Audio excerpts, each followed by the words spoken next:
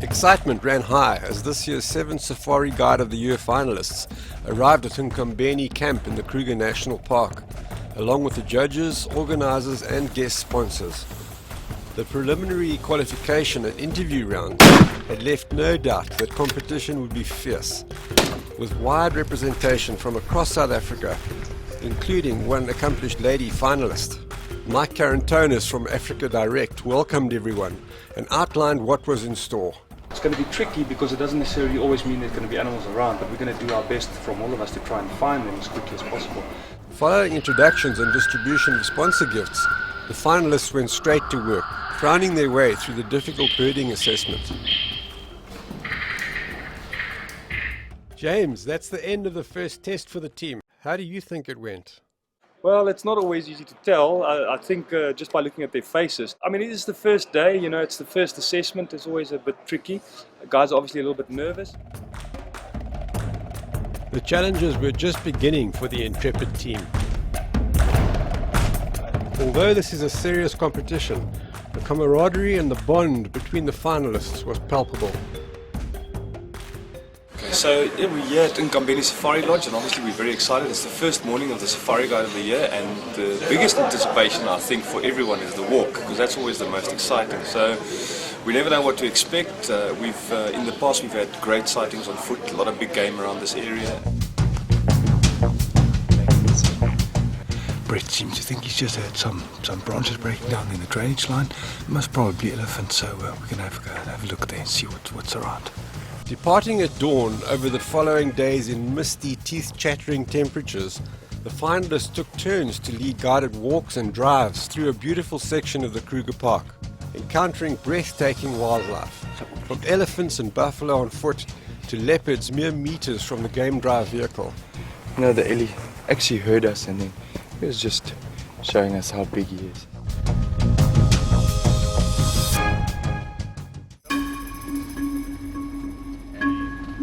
All the while, they had cameras at the ready to capture the spirit of the competition for the photography category.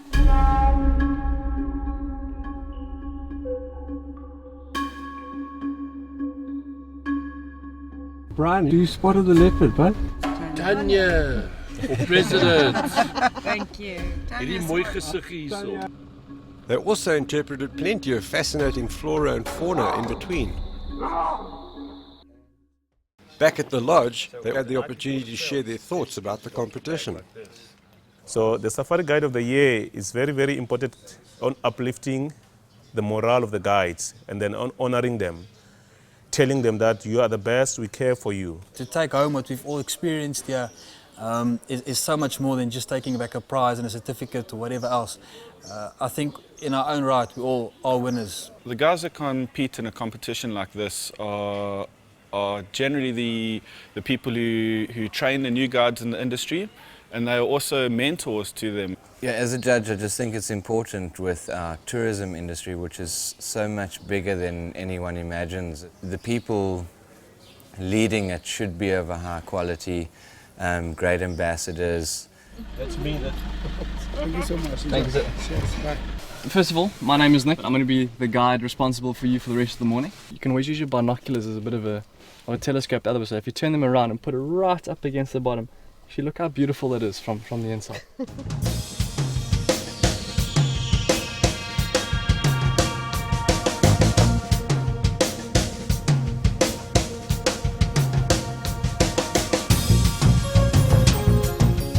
What do you think of Javelani's walk so far? I think he's been particularly innovative in terms of facilitating a good experience for us. And you can see from 100 meters away, if an elephant's picked up your scent or he's heard something, you can already see what he's going to do. Whether he's going to challenge you or whether he's going to move away.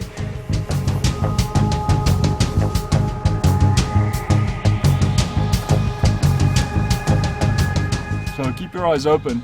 It is an area with a very high population of elephant that usually moves through here.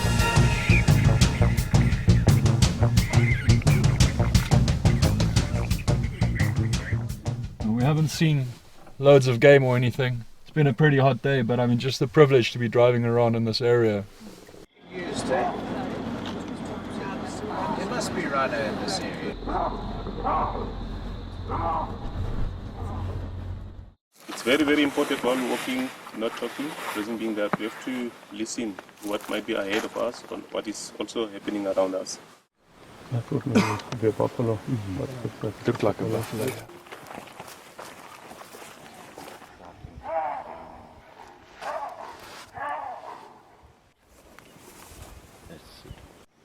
Amazing how these things just sneak up on you, eh?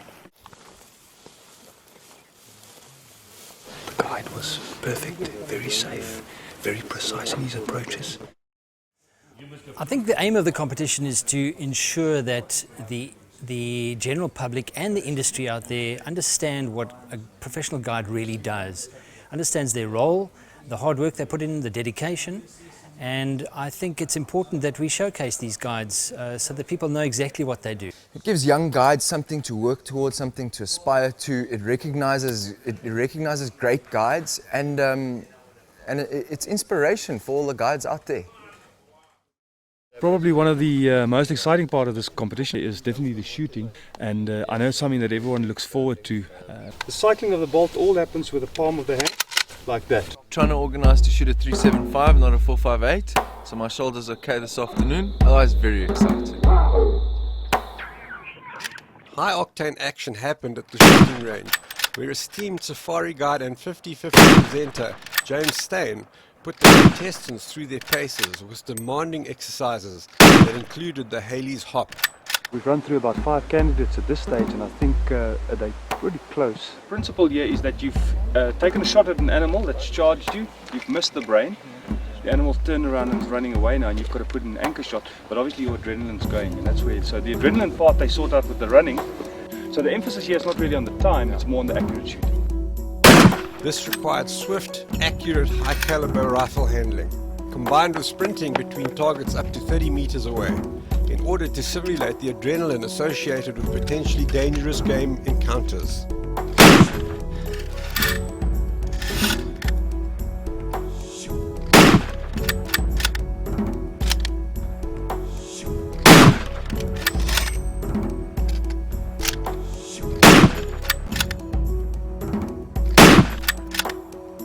Okay, now Brett.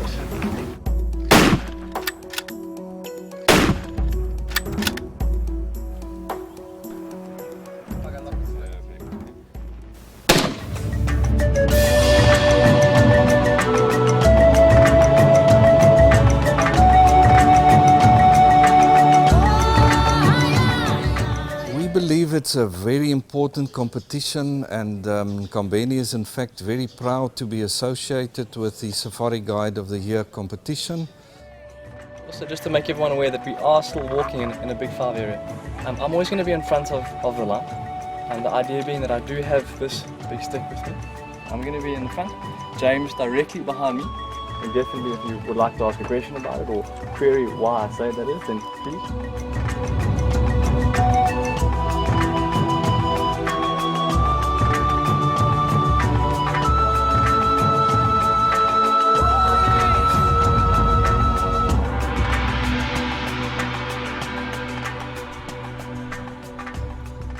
How'd that go, Nick? No, it was a fantastic afternoon. Great sighting there. Yeah, it was a beautiful sighting. Like you said earlier, nice just to view the animal and not feel as if we're impeding with it. He sat us down, we looked at 2 elephant bulls for more than 40 minutes without them knowing we were there. It was absolutely fantastic, great skill.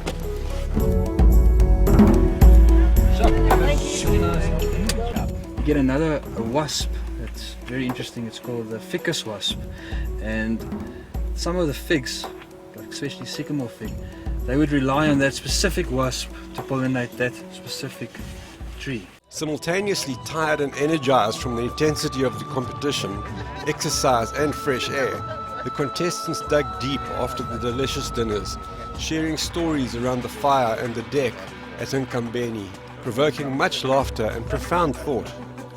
Interacting together facilitated vibrant camaraderie between the finalists, who welcomed the chance to exchange experiences from their respective lodges, contributing to the advancement of the safari guiding industry as a whole. It was probably the best time I've ever spent in my life with impalas, because for the first time I actually looked through her eyes at the impalas and not through my eyes growing up in the bush. And I saw more of impalas that day than I think I would ever see again. My story is a little bit different, what I'm going to tell. It's how I grew up versus what I'm experiencing now. And I thought maybe I should give something back to conservation or to the park, to the Pilanesberg, because the Pilanesberg has given me quite a bit in the last 10 years.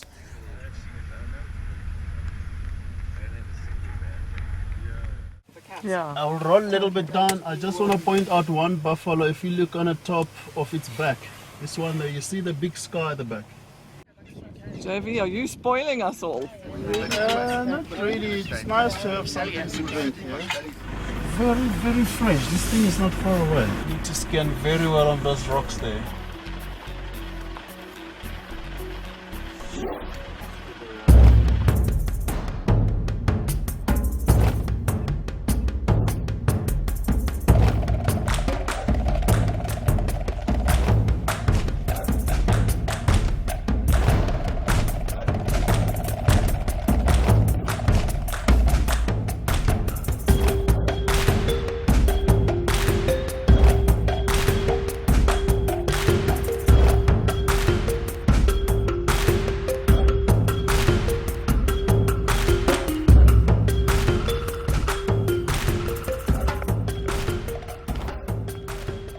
This morning with Lindsay-Rea, we actually got really close to rhino in a very similar fashion. We were on top of these rocks, the wind was in our favor, the sun was behind us, and we sat there and we watched 4 white rhino grazing peacefully for about 15 minutes. We then left the area without the rhinos ever knowing we were there. So Gus van Dijk and Dylan Smith, we've both been there for years. Gus used to run Pilanesberg, and so when you find a pangolin, the guys come there, they mark it. They drill a hole through one of the scales. They count down from the top. So each next pangolin that they mark, they drill one scale down.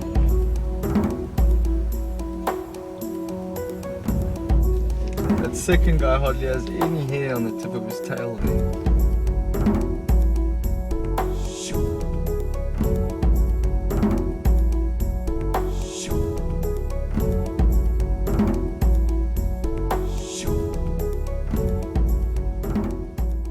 Got Tom here, who was the winner last year, but there's something wrong with this picture because he's going on the drive and I'm going on the walk. So what's the story? I'm going with the girls, you're going with the guys. That's a very clever man. It's where they were taking all those ivory down to Lorenzo Marx and Mozambique. And then it's where one of the Portuguese commander, João Albacine, once roamed along this area. So I want you to maintain absolute silence as far as possible. Watch your step, stay close to each other. We're basically going to walk along here, see if we can get visual.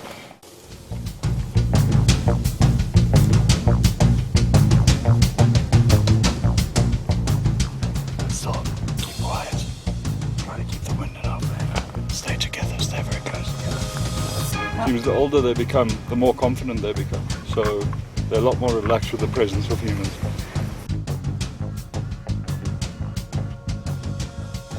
We've come to the end of the final walk of the competition. We went out with Rudy this afternoon, and again, like all the other walks, we had fantastic visuals of elephants. He got us really close. Animal never knew we were there, so we moved in, moved out, got away. I take about a week or two to recover after the competition, but added to that, you always know that next year there'll be another one. As a sponsor, it's extremely important to see the guides receiving the professional recognition they deserve. Yeah, I think the Safari Guide of the Year competition gives a lot of exposure to the industry itself. Also a lot of exposure to us as guides and what we really do out there.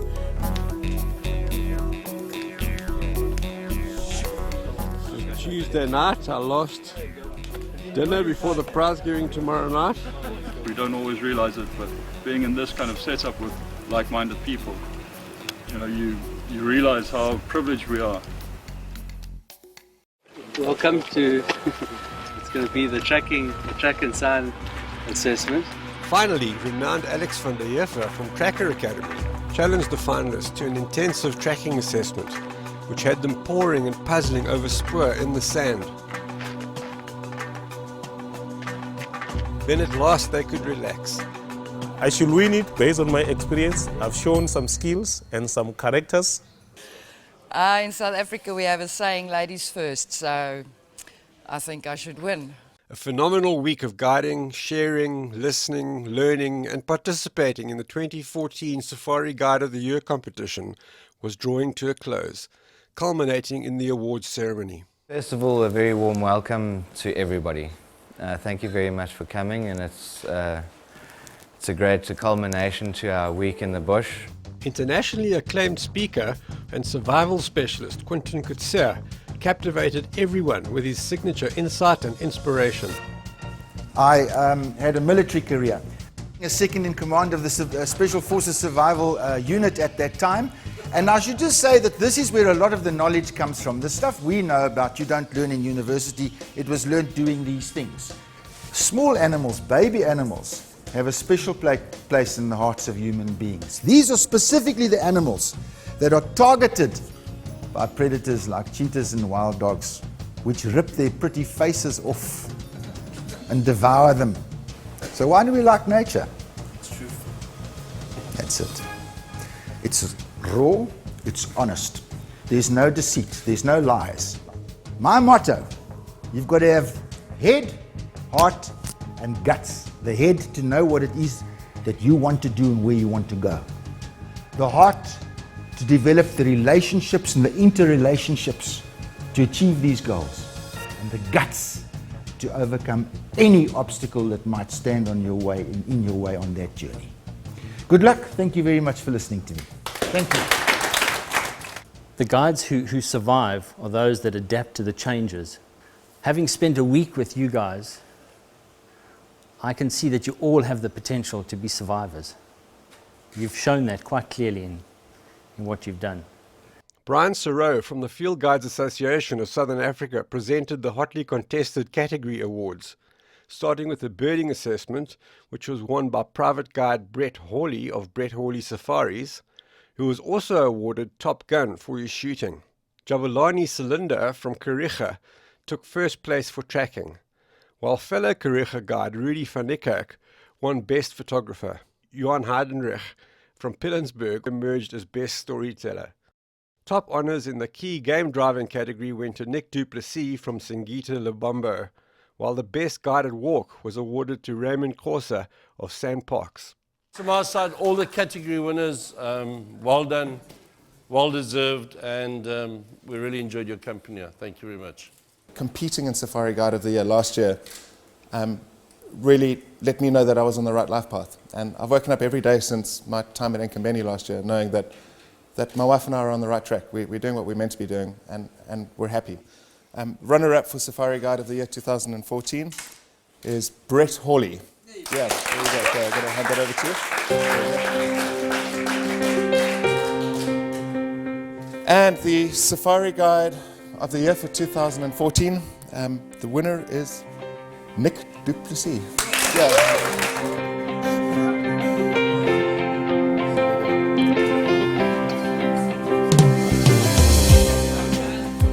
Like I said, the very first thing I said to all of you is what a privilege it is to be here. I've taken so much out of the last couple of days, and I really didn't expect this to be the end result, but thank you very much for the time we spent together, the laughs that we've had and the laughs we're still going to have. Of course, to everyone who has arranged this very special event, to my wife, the Singita family who's been very good to us. So, yeah, thank you very much.